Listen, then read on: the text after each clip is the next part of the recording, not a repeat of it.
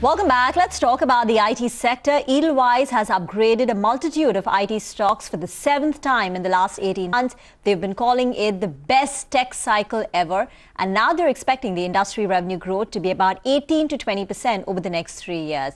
To discuss the key findings of the report, we're joined by Sandeep Agarwal of Edelweiss Securities. Sandeep, big target prices yet again. On TCS, you're looking at a 5,000 rupee target price. That's a 30% upside. On Infosys, your target price implies a 40% gain from here on. And this is over and above the big up move that we've already seen. Now, you conducted a conference. You've been doing a 45-day feet on street research. Tell us your key findings. So yeah, we have again, upgraded massively our target prices, and this is the 7th time we have done it in last 18 months. And touch wood, all the prices still now what we have assigned has been breached, and I'm very confident this will also be breached soon. It will not take 12 months time. The key reason is that, there was a lot of fear in the market, in the investor community, because of some of the social media posts which we are talking about 3x, 4x salary hike and all that.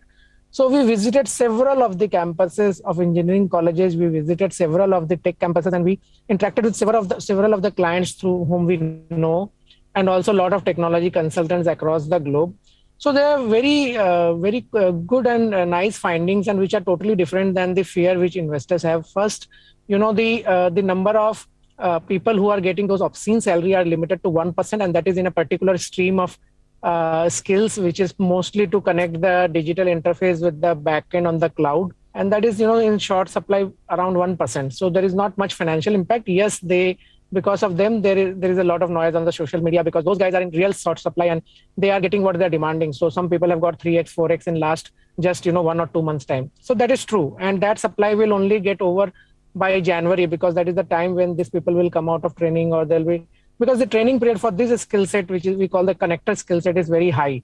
So that is number one. Number two, there is a very sharp increase in the number of offer per person. So in the tier 3, tier 4 engineering colleges, the offers have gone up by 40%. In tier 1 colleges, the offer have gone up by almost 100%. So there is a demand, very strong demand. But the impact on the financial side, the wage hike is not very substantial, because it is 11-12% on an average, some cases 14%. But it is on the India part of the salary. So the actual impact is 7.5% on the employee cost. It is not very substantial, and if you take it as a part of revenue, it will be 3-4%. What people are not taking into account is that most of the clients have been okay with giving the hike in the prices from 3 to 8%, and on the digital projects, which are very substantial now. And they are saying that, it is 10 to 15 years, this industry has not taken any hike. So, might as well give some hike. There is no harm, because there is a real short supply of manpower, and we are okay with it. Now, no one is talking right now whether it will be rolled back or not. But in my view, some of the cost will never come back, and some of this price hike will never be rolled back. So if you take both those things, then I think, the margins will surprise positively, not only in this quarter, but coming quarters, it will be a big surprise. So I would say that, the growth is already much better than what was anticipated. And now you will have margin surprise also from this quarter starting, but bigger surprise from next quarter, because the supply issue will cool off from 15th of October, because almost 250,000 people are going training right now, the supply of which will start coming from 15th of October. The only 1% skill set on the connector side will start joining the workforce from January. So anecdotal evidences on social media will keep on irritating the investors. There is no denial about it. I may have done my bit, Sandeep. I put out a piece on salary hikes in the space, but that is hardly is that serious pushback from investors, Sandeep, to your mind? I mean, if you look at the stocks themselves, which is the ultimate result, right? I mean, all the opinion distilled into what happens eventually in the market, stocks have hardly taken notice. I mean, they've continued their upward march. So all this talk about salary, while it is true and it may hurt at the margin, you're saying is not meaningful. I want to take this one sentence that you write in your report. Mathematically speaking, a greater proportion of digital than IMS implies multi-bagger returns similar to 10 to 16% that we saw over F509 to 16. But the dynamics of change are too stunning to grasp at this point of time in our view.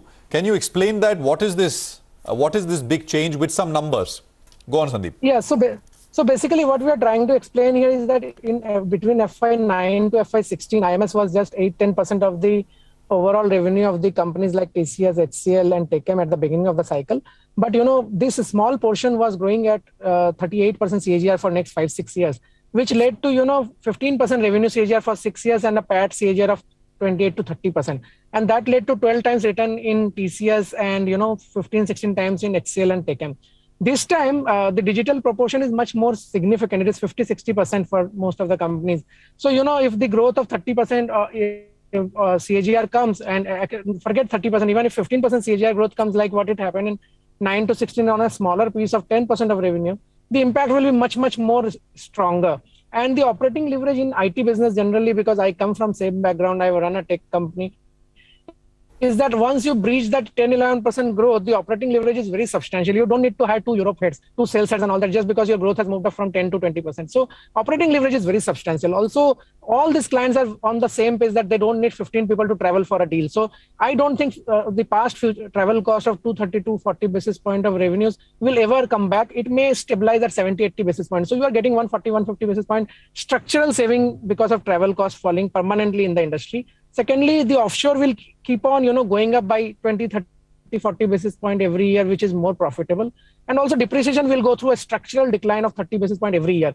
So we are completely ignoring, 200, 250 basis point of structural improvement in margin in the industry. And we are just looking at the COGS where, the employee cost will go up. So it is a good problem to have. So in IT industry, there are 2 types of attrition, good and bad. This is a good attrition because it is industry-led attrition where demand is very substantial.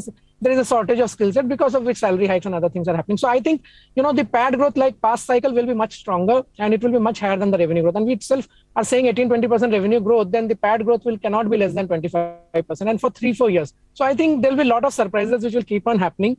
In every quarter, there will be upgrades which will continue like last 6 quarters. And I think stocks will keep on going up. That is what my sense is.